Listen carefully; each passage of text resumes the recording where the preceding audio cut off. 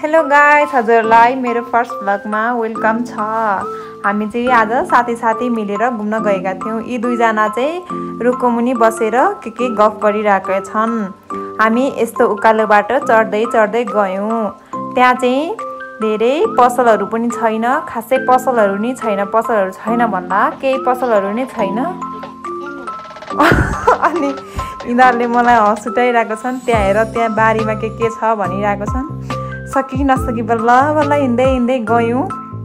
यो चाहिँ हामी गएको भनेको चाहिँ चौबार भन्दा तल्लो साइडको डाँडामा गएको थियौँ। तर मलाई यो ठाउँको नाम चाहिँ एक्ज्याक्ट थाहा भएन। हजुरहरूले हेरेर थाहा हुनुभयो भने कमेन्ट गरिदिनु होला।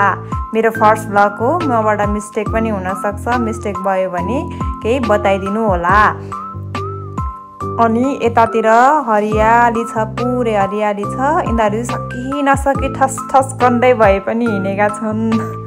अनि हामीले चाहिँ आज चिप्स, कोक, पानी लिएर यो माथि डाँडा चढेका छौँ।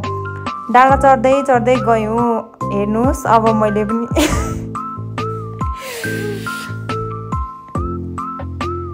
यतातिर पनि देखाएँ। आजको भ्यू एकदम राम्रो छ। हेर्नु, नखिच भनेर यिनीहरू कराउँदै माथि चढिरहेका छन्। अब हामी बिस्तारै माथि डाँडा पुग्छौँ। हामी उकालो चढ्दा थकित भइसकेका छौँ। डाँडा चाहिँ आइपुगेको छ, झन्डै आइपुगिसकेको छ। अलिअलि हजुरलाई क्लिप्सहरू देखाउँदै हामी फेरि पनि उकालो चढिरहेका छौँ। यो पारिपट्टि चाहिँ चौबारको डाँडा भयो। यो चाहिँ हामी आएको ठाउँ भयो। यता तलतिर गाडीहरू गुडिरहेको छ। अनि सबिनाले हाई गर्दैछ। सबिना हाई गर्दै फेरि उकालो चढ्न थाली। हामी चाहिँ धेरै थकित भएर पानी सानी बोकेर